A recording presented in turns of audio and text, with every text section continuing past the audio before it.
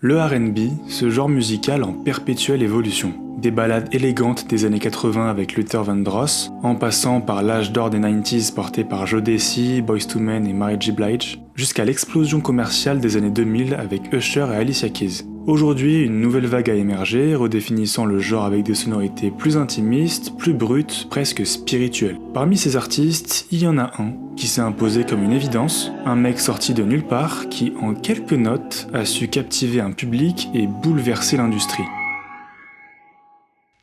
Vous avez été plusieurs à me le demander, aujourd'hui je vais vous parler d'un artiste qui a marqué mes années lycée, il m'a fait ressentir des émotions et comme si j'avais le cœur brisé d'une relation toxique alors que je n'ai jamais vécu de relation toxique. Aujourd'hui je vais vous parler du nouveau roi du R&B, une sorte de prince déchu, Monsieur Daniel Caesar. Avant que la vidéo commence, je me présente, moi c'est Oussel, je fais des vidéos où je parle de sujets qui me passionnent. D'ailleurs je vais bientôt sortir une vidéo totalement différente de ce que je fais habituellement, alors restez connectés.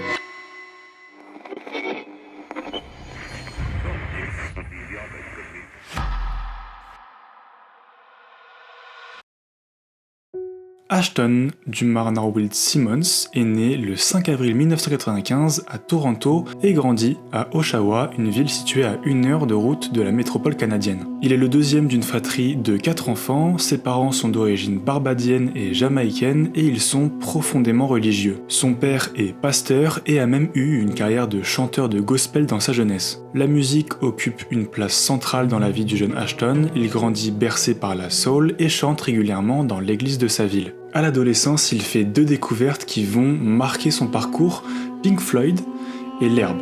Et évidemment, quand je parle d'herbe, je ne parle pas de pelouse, vous avez capté.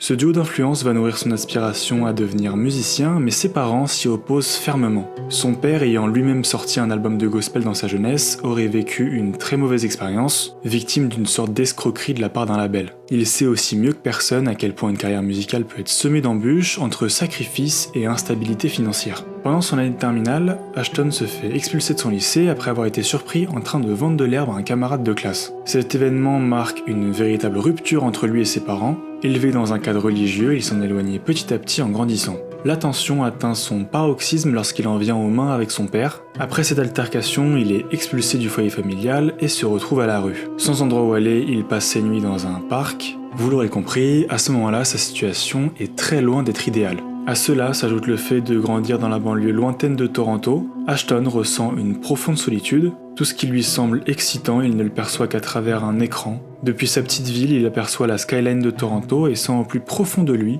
qu'il veut faire partie de la culture, il veut marquer les esprits et devenir quelqu'un.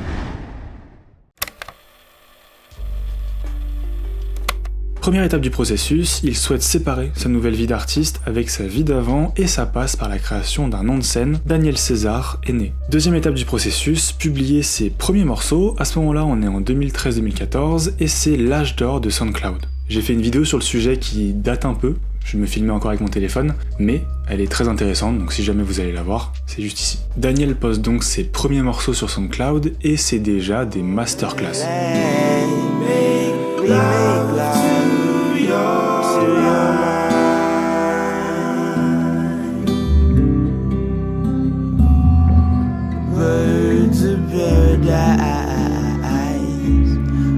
Il va rapidement attirer l'attention de 2 producteurs reconnus à Toronto, Jordan Evans et Matthew Burnett. Pour vous donner une idée, ce sont eux qui ont produit et composé le magnifique morceau Pound Cake du projet Nothing Was The Same de Drake et le morceau Not Afraid d'un certain Eminem. Le duo de producteurs va non seulement aider Daniel Caesar dans sa quête de percer dans l'industrie musicale, mais surtout ils vont devenir des vrais amis. C'est grâce à cette collaboration que Daniel Caesar a pu enregistrer et sortir son premier EP Praise Break en 2014, qui lui a valu une reconnaissance critique et a marqué le début officiel de sa carrière musicale.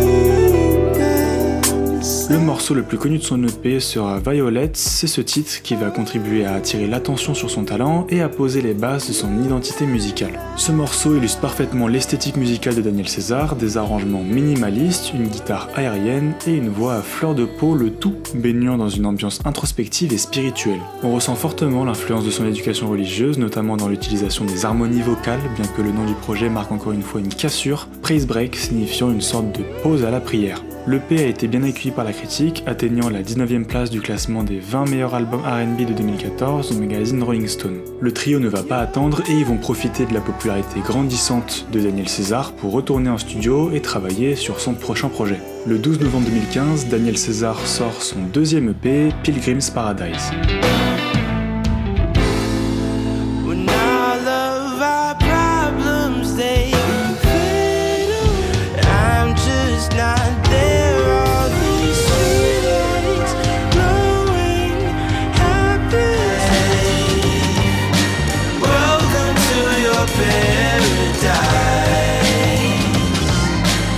On retrouve ici la touche Daniel César, des thèmes comme l'amour, la foi et la quête de soi, portés par des productions mêlant gospel et soul. Ce projet marque un tournant dans sa carrière, Press Break lui a permis de se faire connaître d'un public restreint, amateur de R&B alternatif et de musique indépendante. Avec Pilgrim's Paradise, il commence à se faire un nom dans l'industrie, et c'est là que deux artistes en particulier vont le contacter, Kali Uchis et Her. Il ne le sait pas encore à ce moment-là, mais ces deux rencontres vont poser les bases du projet qui fera décoller sa carrière.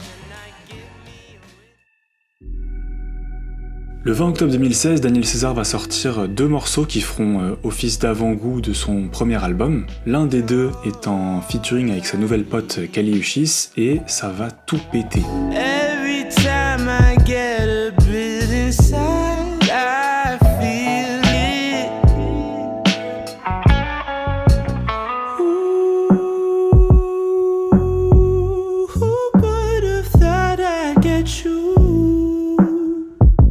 Ce morceau est une déclaration d'amour pleine de gratitude et d'admiration, où Daniel César y exprime à quel point il se sent chanceux d'avoir trouvé une personne aussi spéciale dans sa vie. Le succès du morceau s'explique en plusieurs points. Outre le fait que ce soit littéralement du miel dans nos oreilles, le refrain est simple et il reste en tête. En plus de ça, l'approche musicale sincère et authentique a touché un public qui recherchait une alternative au R&B commercial de l'époque, tout en sachant que Kali Uchis était en train d'exploser à l'époque, ce qui attira encore plus de monde. Résultat, le morceau sera multidisque de platine, nominé aux Grammy Awards et culmine aujourd'hui à plus de 1,2 milliard d'écoutes sur Spotify. Je vous rappelle que c'était qu'un avant-goût de l'album, qui va sortir d'ailleurs le 25 août 2017 et il s'appelle Freudian. You got the power. Then you don't love me anymore. Let's see how you like this song. Take me away. Take me away. I just wanna see how beautiful you are. You know that. Bon voilà, que dire, c'est une pure masterclass. Daniel César y pousse son style à la perfection, explorant des thèmes profonds comme l'existence de Dieu, la découverte de l'amour et ses peines, le tout porté encore une fois par des compositions minimalistes et incroyablement efficaces. C'est bien plus qu'un album, c'est un phénomène. Dès sa sortie, il a propulsé Daniel César sur le devant de la scène internationale. L'album a atteint la 16e place du Billboard 200 et a été certifié platine aux États-Unis avec plus d'1 million d'unités vendues. Les streams se comptent cette fois-ci non plus en millions mais en milliards. Et ce n'est pas tout, l'album a valu à l'artiste une reconnaissance critique exceptionnelle. Il a été nommé aux Grammy Awards en 2018, remportant même le prix de la meilleure performance R&B pour Best Part. Cet album a solidifié sa position comme l'un des artistes les plus talentueux et innovants de sa génération. Il a non seulement conquis le cœur des fans, mais il a aussi conquis des grands noms. Stevie Wonder et Erykah Badu ont salué son talent, tandis que Rick Rubin, le légendaire fondateur de Def Jam, a souligné l'originalité de son approche artistique. Même Barack Obama a succombé à son charme, ajoutant Best Part à sa célèbre playlist annuelle. Daniel César rentre à ce moment-là dans une autre dimension, avec une tournée mondiale qui l'a amené à travers l'Amérique, l'Asie, l'Europe et l'Océanie. Partout où il passait, il remplissait des salles et captivait des foules, prouvant qu'il était bien plus qu'un espoir du R&B. Il en était désormais l'un des ambassadeurs les plus brillants, et tout ça en totale indépendance. Yes Jules, ce nom ne vous dit sûrement rien. C'est une influenceuse américaine, disons, problématique. Elle a été au cœur de plusieurs polémiques, des tweets racistes, un freestyle aux paroles controversées et surtout une photo où on la voit porter un t-shirt avec une phrase contenant le N-word. Vous vous demandez sûrement mais quel est le lien avec Daniel César ? On est en mars 2019, Daniel travaille sur son deuxième album et il fait un live Instagram pour discuter avec ses abonnés. Très vite la conversation dérive sur Yes Jules et là, c'est le drame.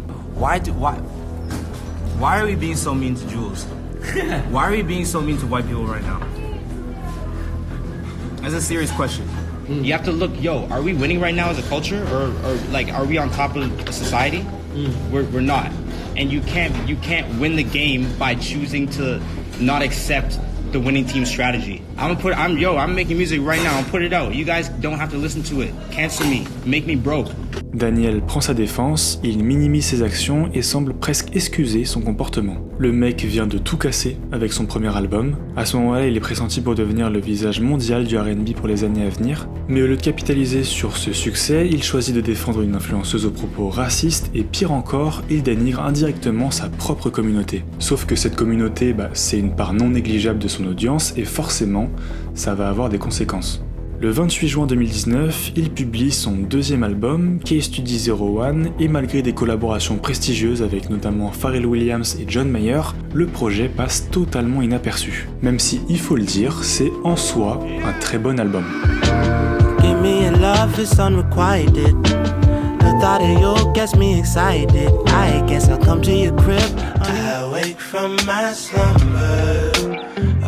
I could call you up, miss how you let me feel your love, girl.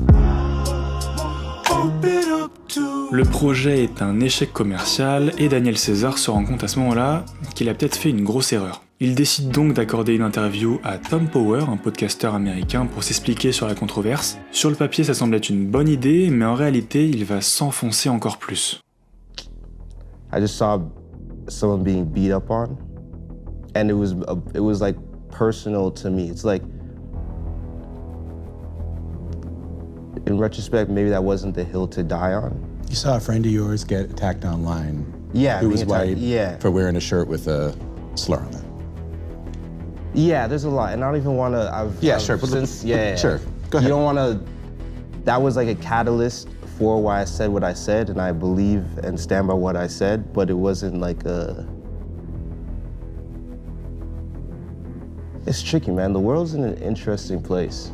Lors de cette interview, il ne s'excuse pas pour ses propos, il semble nier toute responsabilité, et c'est encore plus problématique, car cette fois on ne parle pas de paroles prononcées lors d'un live qui peuvent être perçues comme des propos spontanés, là il a eu le temps de réfléchir, d'articuler ses pensées et de préparer son interview. À ce moment-là, le monde s'apprêtait à rentrer en confinement à cause du Covid-19, une occasion pour Daniel César de prendre du temps pour lui et de disparaître.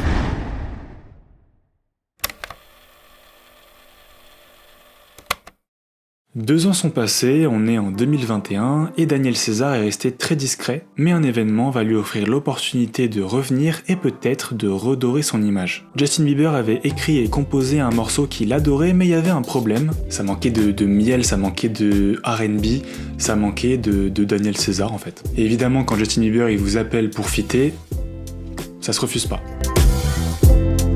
You ain't sure yet, but I'm for ya. All I could want, all I could wish for. Nights alone that we miss more, and days we save as souvenirs. There's no time. Le morceau est un énorme succès et permet à Daniel César de revenir sur le devant de la scène. Il en profite pour revenir sur les polémiques lors d'une interview avec Apple Music. Cette fois-ci, il s'excuse, reconnaît qu'il a eu tort et assure avoir gagné en maturité. Now that we're a few years removed, what is your perspective on everything that was happening around that period before you dropped the album? I completely understand where like the response, and I was in time after taking time to get over myself and to really honestly look at myself and everything that was happening. Like I was wrong, I was wrong, and I'm sorry about that. I was like, for a long time, I was like, you can't do anything, you can't say anything without whatever. Yeah. You can do and say whatever you want, but it's like, for every action, there's an equal and opposite reaction. And that's physics, that's science. That's one of those things that like, the knowledge of that can literally put my mind at ease where I'm like, oh, I did deserve, what happened because I deserved it, because I knocked the domino over, you know, and set a course in motion. Quel plaisir, Daniel César semble être de retour. Bon, on n'a pas d'informations sur ce qu'il a fait entre 2019 et 2021, mais ce qui est sûr, c'est qu'il a gagné en maturité et il s'est réconcilié avec ses fans. C'était donc le timing idéal pour sortir son 3e album. Il s'intitule Never Enough et sort le 7 avril 2023. Valentina, baby, I only need one moment of truth. Ain't gon' sleep tonight. My dreams exhaust me. I'll be awake and I'll be here, 'cause we both know how it goes. I don't want things to change. C'est un retour plus que réussi. On retrouve un Daniel César fidèle à lui-même, maîtrisant parfaitement son art. Son évolution artistique semble évidente avec une certaine maturité sur chaque morceau. Personnellement, c'est mon projet préféré de Daniel César, vraiment j'ai trop kiffé. Sa dernière actualité remonte à octobre dernier où il a collaboré sur l'excellent Chromocopia de Tyler the Creator. Bref, Daniel César s'est repenti, il semble plus apaisé, petit à petit il est de nouveau accepté, aussi bien par l'industrie que par le public.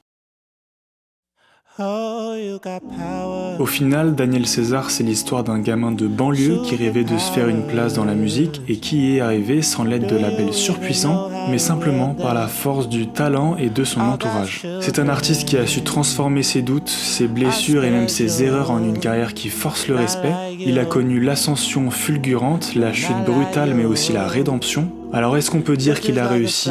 Clairement. Est-ce qu'il a retenu la leçon? Ça, seul le temps nous le dira. Et peut-être que quelque part, c'est ça, la vraie beauté de son histoire. Prouver qu'on peut tomber, se perdre, être critiqué, mais qu'avec du talent, du travail et un peu d'humilité, on peut toujours renaître.